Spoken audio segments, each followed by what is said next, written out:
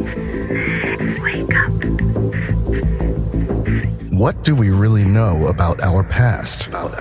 Tartaria, Phi energy, hidden by history, unearthed by us. Mudflood and Tartaria enthusiasts have gathered online to share research findings from an array of sources, and share information that does not fit the official historical narrative in some capacity. The profound amount of information surrounding these events are numerous and provide more evidence that the hidden societies run by the power elite were for the purpose of altering the history of humanity within a very short period of time. In all levels of research and truth-seeking communities, there are the assigned trolls, controlled opposition, and those agitators paid to debunk this movement. It is the online trolls that will be screaming the loudest about the idiotic nature of THE's investigations and will appear first on the search results. During some recent tracking of the moon's geometric relationships connected to the great floods of the past, brought the topic of mud-woods into awareness along with internal questioning of this narrative. What is affirmed is that the threads to pull on are here that will reveal a whole lot more information about what happened as an epic reset in the middle 1800s, in which many places, people and events were promptly erased from our historical records. Why are many events misdated and mismatched? Why were many public records all over the United States suddenly destroyed through fires, floods and freak accidents in the late 1880s to early 1900s? The destruction of evidence and records seemed to coincide with the events subsequent to the change in power connected to the Act of 1871, which established the District of Columbia and handed control to the international bankers at the Vatican and in London, preparing the One World Order. In 1881, the Congress of the United States gave $5,000 to the Smithsonian Institute to conduct archaeological excavations and inspections relating to an assortment of prehistoric structures and mounds, in which most of these artifacts disappeared, are missing, or nothing was ever heard about them again. During this time of religious fervor, some believed that anything which did not support the church interpretation of the Bible was not destined to see the light in the public domain. There is a lot to unpack here about the narratives given by the authorities in charge of archaeological projects and the missing evidence that includes a wide range of prehistoric artifacts, everything from the graves of giants, high-technology objects, stone circles, mounds, pyramids and ruins from the more recent past. In the United States, many maps of the past few centuries depict a large country called Tartaria. It was depicted in northern Asia, but their highly advanced architectural signature is found all over the world. The history of Tartaria points to the possibility that they were an advanced civilization using free energy and technological devices similar to Atlantean culture, and so this disrupts the official narrative.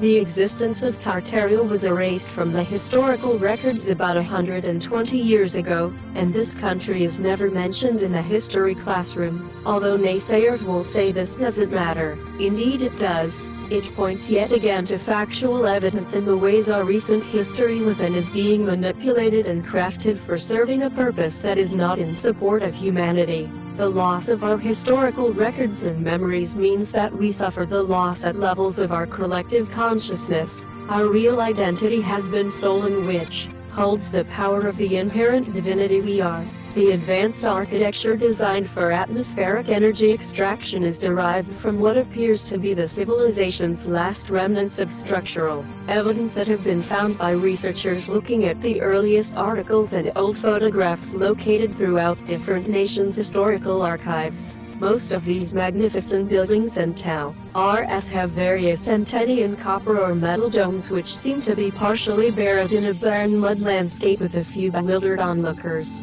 Some of these similar tower designs for generating wireless energy can be found in old photographs taken during the period from the mid-1800s to about 1912 circulated in the mudflood community. The very few black and white photos that managed to survive of post-Atlantis technologies that were using Semitic principles for extremely sophisticated levels of building architecture were shown to be used in the area previously known as Tartaria, in which this evidence somehow evaded detection and was not confiscated by the controllers. The advanced knowledge in this civilization reveals that the cities were planned at strategic points on the Earth near long canals, rivers, seas, lakes and oceans. They built some of the cities in star fortresses which extracted electromagnetic energy from the environment, which was then circulated wirelessly throughout towers and obelisks and then stored in the red and white striped power stations. It appears during the Great Reset of 150 years ago, that evidence of the Tartary civilization was light destroyed between the 19th and 20th century through mud floods, directed energy weapons and scheduled mass exterminations. The architecture and technology of this superior civilization was stolen and passed into the hands of the NAA representatives who were tasked with destroying human civilization. Could it be that these many events of the 1800s were the final book burning, destroying all records in history, removing all advanced knowledge of the advanced human civilization which included the Tartarian people? For those interested in missing artifacts in the U.S., an article published in the newspaper by the Franklin Repository on July 7, 1858 states, "In every portion of the United States interesting ruins have been found, sculptured figures of 100 animals of different species, executed in a style far surpassing the Indians. The state of Ohio abounds in ruins at towns and fortifications, with extensive towers and pyramids. At Marietta, and in Missouri, beautiful pottery, silver and copper ornaments, and pearls of great beauty and luster, have been dug from the earth. In the caves of Tennessee and Kentucky, mummies have been found, in a high state of preservation, head with cloths and skins of various texture, inlaid with features. Those ruins, majestic and beautiful in appearance, but overgrown with thick forests of mahogany and cedar of immense dimensions and great age,